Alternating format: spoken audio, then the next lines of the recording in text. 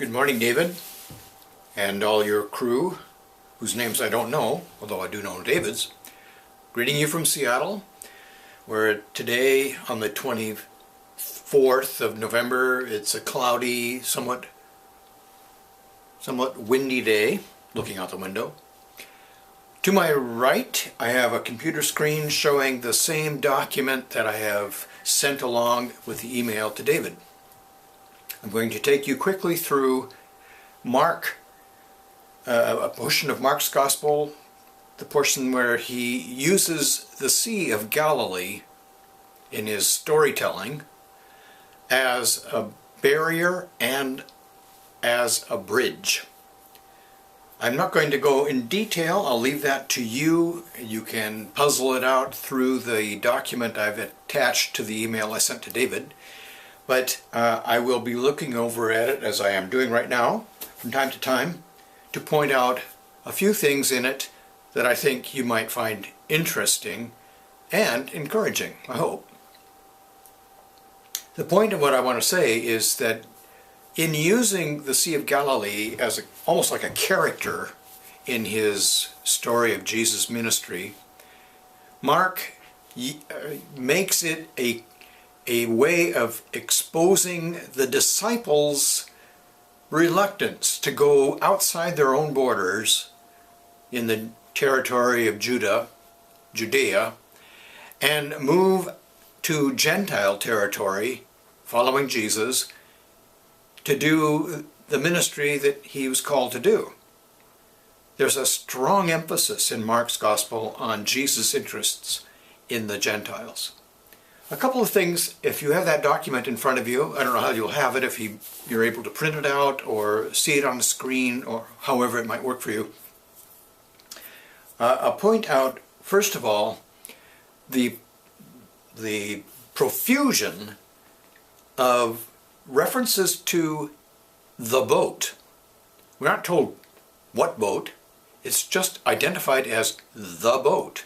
And Jesus and the disciples are often in the boat, or getting out of the boat, or the boat is in some other way described. And I've noted them with white print and a dark blue highlight, which you can see on the text. Just that's one thing. Another thing to keep in mind is in kind of bright green with dark print, the phrase, "the other side." That occurs numerous times throughout this text, these texts. Let me back up a moment. What I'm showing you is a series of texts in which Mark returns from time to time to show some kind of journey the disciples and Jesus make across the Sea of Galilee. So there are, I think, 5 or 6 texts here. First one being Mark 4:35 to 5:2, and I've quoted them all in the Revised Standard Version, New Revised Standard Version. And in between, I have placed in bold red type something of a summary of what happens in the interval between the texts I've listed here.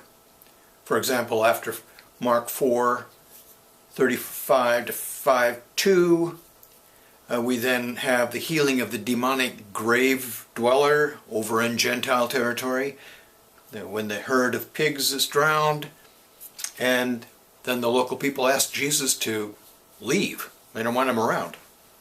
Then we move into Mark 5 and so on.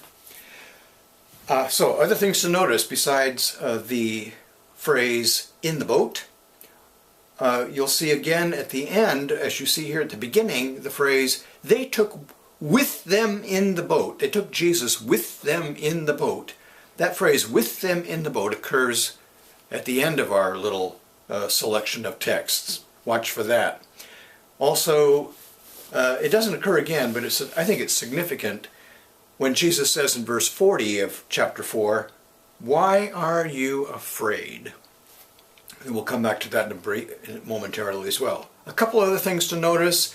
I've highlighted in various colors the locations that Jesus and the disciples go to. The country of the Gerasenes, that's in Gentile territory. In the next section down, the Decapolis, also Gentile. The city of Bethsaida is in Gentile territory. It's just over the border, not far from Capernaum, where Jesus had his hometown. And that town, Capernaum, is on the Jewish side, but not far from it is Bethsaida on the Gentile side. Let's see, a couple other things. In dark red, with black type, I've made references to bread and the loaves. So let's, just having noticed these few things, let's go back to the top and think about this. The first time they make a trip across the sea, Jesus tells them to let's go over to the country of on the other side of the lake. Well, they're reluctant, and I think Mark points out their reluctance by showing how the weather changes. In this trip, a strong storm comes up. Jesus is asleep in the boat, and the disciples are afraid of drowning and being swamped. And so they wake him up and ask him if he doesn't even care that they're drowning. And of course he stills the sea and calms the storm. And they make it over to the other side. Well, then they heal Jesus heals the demoniac and living in the cemetery there. And then at the end of that, when Jesus says to the demoniac who wants to go along with them, as he was getting into the boat, the man asked to go along, and Jesus said, no, go back to your friends and go tell what's happened to you. Tell what the Lord has done for you. And he goes back to the Decapolis, which is Gentile, of course. And meanwhile, Jesus crossed again to the other side, to the Jewish side, in the boat. And there was a crowd waiting for him on the other side. But he wouldn't let this healed demoniac get into the boat. Sent him off to preach in the Decapolis. The next trip, so that's two trips. First one entailed a big storm. The second one has to do with their return to Jewish territory, and there's no storm. They just sail right across with no problem. The next trip is again sailing from Judea's side to the Gentile side. Jesus tells the disciples, following the feeding of the 5,000, to go over to the other side, to Bethsaida, and he'll meet them there somehow. Well, they get in the boat, and they head out, and there's another wind storm, and they're not making much headway, and Jesus comes along, striding across the sea on the top of the water, intending to pass them by.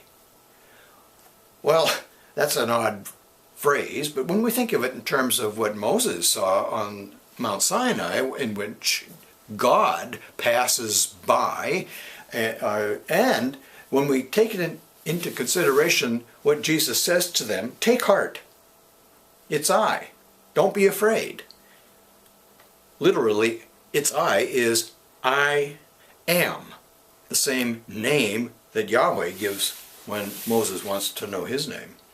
Well, then he gets into the boat with them in the boat. And they were astonished, and Mark says they were astonished because they didn't understand about the loaves, whatever that means. When they had crossed over, however, they didn't make it to Jewish territory. They ended up in Gennesaret, which is on the they didn't make it to Gentile territory. They ended up in Gennesaret on the Jewish side still. So he continues their ministry in Galilee, and then he makes a long trip up to the north to Tyre and Sidon, eastward to Caesarea Philippi, and then drops south again onto the Gentile side in the Decapolis, where he feeds the 4,000 on the Gentile side. And then immediately, in verse 8-10, immediately he got into the boat with the disciples and went to the district of Dalmanutha, which is on the Jewish side. Again, no problem. Straight across, like whipping cream. Then after a very short visit in which Pharisees really hassle him, he doesn't stay long. He gets, we read, he left them, the Pharisees, and getting into the boat again, he went across to the other side, to the Gentile side. And now the disciples have another problem. They'd forgotten to bring any bread.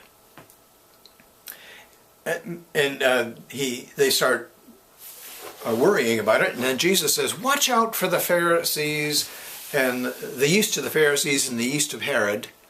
And they thought, well, he's saying this to us because we haven't got any bread. We forgot to bring the bread. We have no bread. And becoming aware of it, Jesus says to them, why are you talking about having no bread? Do you still not perceive? Do you still not understand? And so on. And then he raises the issue of how many loaves or how many baskets did we have left after feeding the 4,000 and how many after the 5,000? And they answer, do you still not understand? But back toward the beginning of this text, in 8:14, Mark makes this strange remark. Now the disciples had forgotten to bring any bread, and they had only one loaf with them in the boat. And then, of course, they have their discussion, and both Jesus and they repeat the point that they have no bread. So did they have bread or not? Did they have no bread, or did they have just one loaf? We're left with this kind of, what's going on here? Here's what I think. I think these crossings eastward to Gentile territory, the way Mark tells his story, are intended to indicate the reluctance on the part of the disciples to leave the comfort of their culture in Jewish territory and go over to the unclean, impure, pagan side of the lake and do any kind of ministry. But that's where Jesus wants them to go. And these storms and this problem with the bread are indications, I think, of the way Mark is creatively telling us about the reluctance on the part of the disciples. They have no problem going back the other direction. They're across. But the problem is going outside to Gentile territory. And yet, Mark has strategically placed within this last text at Mark 8:13-22, this little phrase, they had only one loaf with them in the boat. I think that is a reference to Jesus, the supplier of bread. And the whole point is about how he supplies what they need. They had more than they needed left over after feeding 4,000 and 5,000 different people. They had baskets and baskets full, more than they even began with. Don't you understand, he says to them? Don't be afraid.